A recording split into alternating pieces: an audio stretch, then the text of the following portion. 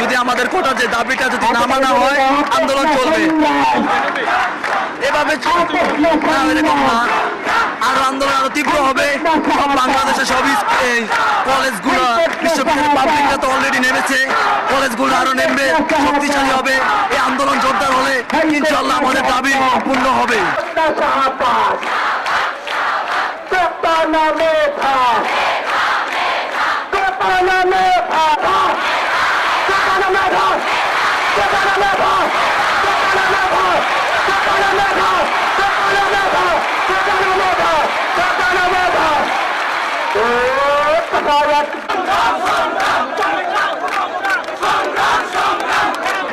আন্দোলন আপনার হচ্ছে গিয়ে এখানে আপনি উপস্থিত দেখতে পাচ্ছেন, এটা একটা যৌক্তিক আন্দোলন, কোনো দলীয় আন্দোলন না, সাধারণ জনগণের আন্দোলন।